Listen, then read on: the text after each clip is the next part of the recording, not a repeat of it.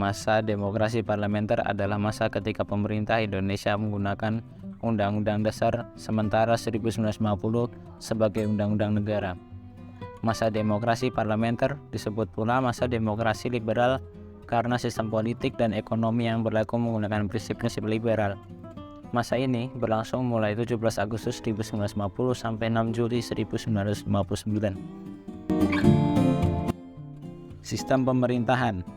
Pada masa demokrasi parlementer, undang-undang yang digunakan sebagai landasan hukum negara adalah Undang-Undang Sementara 1950. Sistem pemerintah negara menurut Undang-Undang Dasar Sementara 1950 adalah sistem parlementer. Presiden hanya merupakan lambang kesatuan saja. Dalam sistem ini, parlemen sangat berkuasa. Sistem kabinet yang digunakan pada masa demokrasi parlementer adalah Zakon Kabinet. Zakon Kabinet adalah suatu kabinet yang para menterinya dipilih atau berasal dari tokoh-tokoh yang ahli di bidangnya, tanpa mempertimbangkan latar belakang partainya.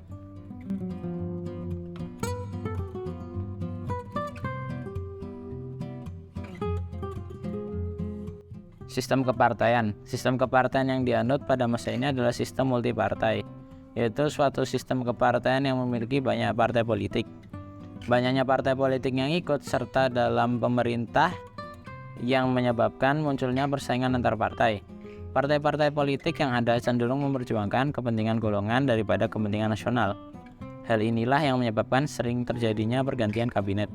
Kabinet tidak berumur panjang sehingga program-programnya tidak bisa berjalan sebagaimana mestinya dan menyebabkan stabilitas politik, sosial ekonomi, serta keamanan negara terganggu.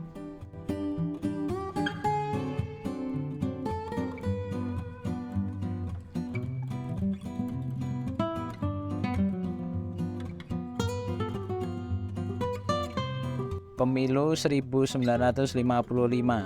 Pada tahun 1995 diselenggarakan pemilihan umum atau pemilu pertama di Indonesia.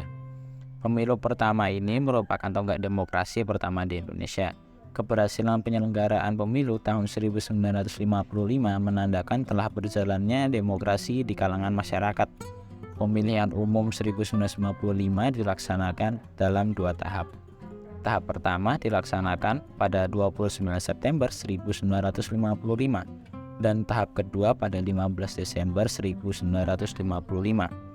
Pemilu tahap pertama untuk memilih anggota DPR berjumlah 250 orang. Pada pemilu ini, Partai PNI, Masyumi, NU, dan PKI memperoleh suara terbanyak. Tahap kedua adalah memilih Dewan Konstituante yang akan bertugas membuat undang-undang dasar tetap. Anggota DPR hasil pemilu dilantik pada 20 Maret 1956, sedangkan pelantikan anggota konstituante dilaksanakan pada 10 November 1956. Gangguan keamanan. Pemilu tahun 1955 berhasil diselenggarakan dengan lancar, tetapi ternyata tidak dapat memenuhi harapan rakyat yang menghendaki pemerintah yang stabil. Para wakil rakyat terpilih hanya memperjuangkan partainya masing-masing sehingga pergantian kabinet terus saja terjadi dan mengakibatkan keadaan politik dan keamanan menjadi tidak stabil. Hal ini menyebabkan munculnya berbagai pergolakan di berbagai daerah. 1. Pemberontakan Angkatan Perang Ratu Adil APRA. Gerakan APRA dipimpin oleh Kapten Raymond Westerling. Gerakan ini didasari oleh adanya kepercayaan rakyat akan datangnya seorang ratu adil yang akan membawa mereka ke suasana aman dan tentram, serta memerintah dengan adil dan bijaksana. Pada tanggal 23 Januari 1950, pasukan APRA menyerang kota Bandung serta melakukan pembantaian dan pembunuhan terhadap anggota TNI. Pemberontakan APRA berhasil ditumpas melalui operasi militer yang dilakukan oleh pasukan Siliwangi. 2. Pemberontakan Republik Maluku Selatan (RMS). Pemberontakan RMS dipimpin oleh Mr. Dr. Christian Robert Stephen Soumokil yang menolak terhadap pembentukan Negara Kesatuan Republik Indonesia. Mereka ingin merdeka dan melepas diri dari wilayah Republik Indonesia karena menganggap Maluku memiliki kekuatan secara ekonomi, politik, dan geografis untuk berdiri sendiri. Penyebab utama munculnya Gerakan Republik Maluku Selatan atau RMS adalah masalah pemerataan jatah pembangunan daerah yang dirasakan sangat kecil tidak sebanding dengan daerah di Jawa. Pemberontakan ini dapat diatasi oleh speksi militer yang dipimpin oleh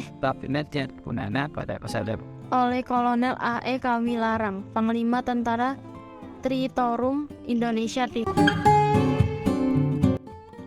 3. Pemberontakan Andi Agis. Peristiwa pemberontakan Andi Agis terjadi pada 5 April 1950. Pada saat itu di Makassar sering terjadi pemberontakan antara kelompok pro persatuan dengan kelompok pro negara federal.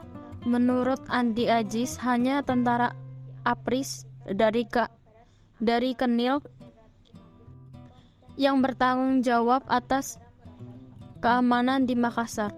TNI benar-benar didatangkan ke Sulawesi Selatan. Hal ini menyulut ketidakpuasan di kalangan pasukan Andi Agis.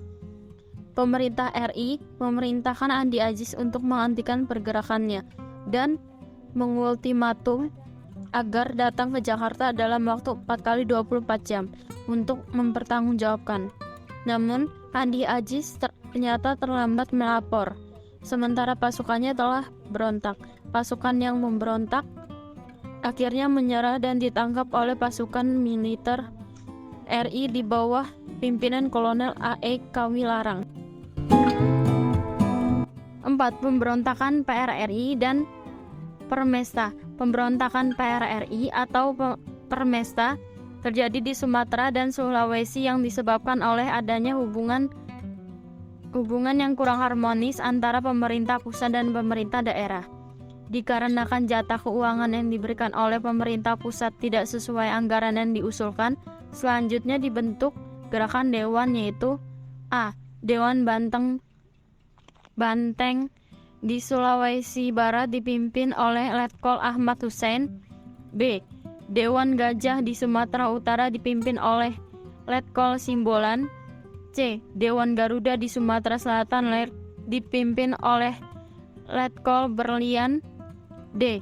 Dewan Makhui di Sulawesi Utara dipimpin oleh Letkol Vente Sumual. Adalah ketua Dewan Banteng mengeluarkan ultimatum kepada pemerintah pusat. Isi ultimatum tersebut adalah menyatakan bahwa kabinet di Juanda harus mengundurkan diri dalam waktu 5 kali 24 jam. Setelah menerima ultimatum tersebut, pemerintah pusat bertindak tegas dengan cara memberhentikan Letkol Ahmad Hussein secara tidak terhormat. Oleh karena ultimatumnya ditolak pemerintah, pada 15 Februari 1958, Letkol Ahmad Hussein mengumumkan berdirinya PRRI, kemudian diikuti oleh pengumuman Permesta pada 17 Februari 1958 di Sulawesi untuk menumpas pemberontakan PRRI atau Permesta. Pemerintah melancarkan operasi militer. Pada 29 Mei 1961, Ahmad Hussein dan tokoh-tokoh PRRI lainnya akhirnya Konferensi Asia Afrika KAA dan Deklarasi di Juanda. Sistem 1. Penyelenggaraan Konferensi Asia Afrika KAA. Konferensi Asia Afrika KAA diselenggarakan pada tanggal 18 sampai 24 April 1955 di Bandung. Sidang berlangsung selama 1 minggu dan menghasilkan 10 prinsip yang dikenal dengan Dansasila Bandung. Konferensi Asia Afrika KAA membawa keuntungan bagi Indonesia. Pamor Indonesia sebagai negara yang baru merdeka naik karena kemampuannya menyelenggarakan konferensi tingkat internasional. Keuntungan lainnya adalah dukungan bagi pembebasan Irian Barat yang saat itu masih diduduki Belanda. Setelah berakhirnya KAA, beberapa negara di Asia dan Afrika mulai memperjuangkan nasibnya untuk mencapai kemerdekaan dan kedudukan sebagai negara berdaulat penuh. 2. Deklarasi Juanda. Penetapan dilakukan dalam Konvensi Hukum Laut PBB ketika tahun 1902, United Nations Convention of the Law of the Sea or UNCLOS 1982. Pengakuan atas deklarasi Juanda menyebabkan luas wilayah Indonesia hingga 2,5 kali lipat dari 2.027.087.000 km persegi menjadi 5.193.250.000 km persegi. 2. Perkembangan ekonomi. A. Gunting Syafruddin. Kebijakan Gunting Syafruddin adalah pemotongan nilai uang atau sanering. Tindakan keuangan ini dilakukan pada tanggal 20 Maret 1950 dengan cara memotong menjadi 2 semua uang yang bernilai 2,5 ke atas sehingga nilainya tinggal setengahnya. Kebijakan ini dilakukan oleh Menteri Keuangan Syafruddin Parwiranegara pada masa pemerintah RIS. B. Sistem Ekonomi Gerakan Banteng. Sistem ekonomi Gerakan Banteng merupakan usaha pemerintah untuk mengubah struktur ekonomi kolonial menjadi struktur ekonomi nasional. Struktur ekonomi kolonial membawa dampak perekonomian di Indonesia banyak didominasi oleh perusahaan asing dan ditopang oleh kelompok etnik Tionghoa sebagai pergerak perekonomian Indonesia. Tujuan dari sistem ekonomi Gerakan Banteng adalah sebagai berikut. 1. Menumbuhkan kelas pengusaha di kalangan bangsa Indonesia. Para pengusaha di Indonesia yang bermodal lemah diberi kesempatan untuk berpartisipasi dalam pembangunan ekonomi nasional.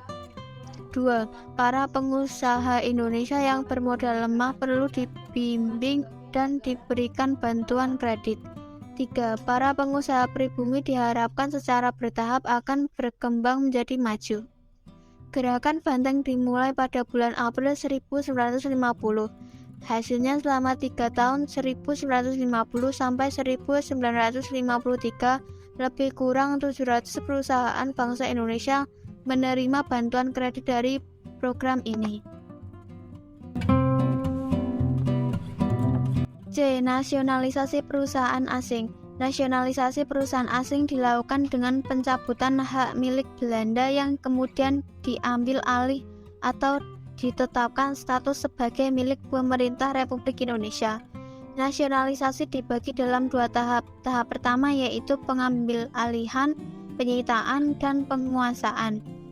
Tahap kedua yaitu pengambilan kebijakan yang pasti, yakni perusahaan-perusahaan yang diambil alih itu kemudian dinasionalisasikan. D. Finalisasi ekonomi atau FINEK.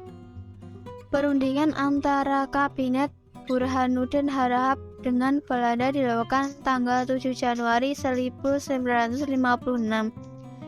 Rancangan persetujuan FINEK yang diajukan Indonesia terhadap Belanda adalah 1. Pembatalan persetujuan FINEK hasil KMP. 2. Hubungan FINEK Indonesia-Belanda didasarkan atas hubungan bilateral. 3. Hubungan FINEK didasarkan atas undang-undang nasional, tidak boleh diikat oleh perjanjian lain. Usulan tersebut tidak diterima Belanda secara sepihak. Pemerintah Indonesia melakukan rencana FINEK-nya dengan membubarkan Uni Indonesia Belanda tanggal 13 Februari 1956, bertujuan melepaskan diri dari ikatan ekonomi dengan Belanda. Rancangan Pembangunan 5 Tahun RPLD. Pada masa Kabinet Ali Sastra Amijojo II antara tahun 1956 sampai 1961 tetapi tidak jadi karena 1. Depresi ekonomi di Amerika Serikat dan Eropa Barat akhir tahun 1957 dan awal 1958. mengakibatkan ekspor dan pendapatan negara merosot.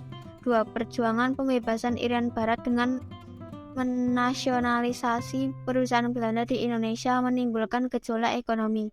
3. Adanya ketegangan antara pusat dan daerah sehingga banyak daerah yang melaksanakan kebijakan ekonominya masing-masing. 3. Kehidupan masyarakat Indonesia pada masa demokrasi parlementer. A. Kehidupan sosial banyak dipengaruhi gejolak politik dan permasalahan ekonomi. B. Pada tahun 1950 diadakan pengalihan masalah pendidikan dari pemerintah Belanda kepada pemerintah RIS dengan konsepsi pendidikan yang dititik beratkan pada spesialisasi pendidikan umum dan pendidikan teknik dilaksanakan dengan perbandingan 3:1. C.